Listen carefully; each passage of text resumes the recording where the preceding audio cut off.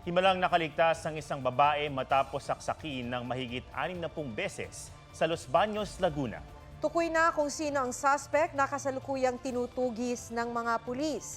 May report si Von Aquino. Sa kuha ng CCTV ng Barangay Maahas, Los Baños, Laguna, makikita ang babaeng ito na naglalakad sa Maahas Road na boundary na tatlong barangay, 7:05 ng gabi nitong Biyernes, February 16. Palingon-lingon ng babae hanggang makarating sa madilim na bahagi ng lugar na sakop ng Barangay Batong Malaki sa UP Los Baños. Habang papalayo, maaaninag sa CCTV na tila may tao na kasabay maglakad ang babae.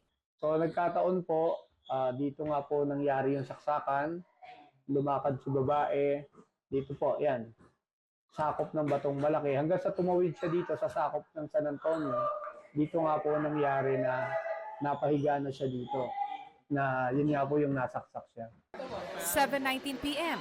Makikitang tumatakbo na ang babae pabalik sa kalsada. Maaninag naman sa pinanggalingan niya ang dalawang tao na tumatakbo rin palayo.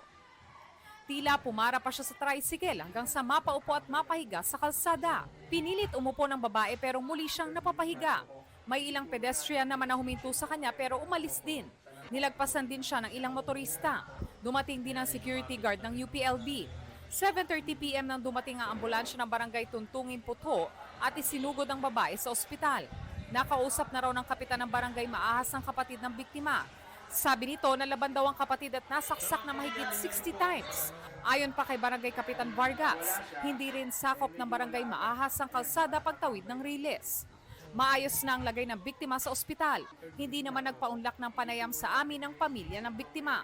Pinaghahanapan ng Los Baños, Laguna Police ang suspect. Yung suspect isa at large. Yung pertinent documents is naka-ready na for filing of criminal case. Tinitingnan natin kung papasok ito sa frustrated homicide or frustrated murder. Von Aquino nagbabalita para sa GMA Integrated News. Huwag magpahuli sa mga balitang dapat ninyong malaman.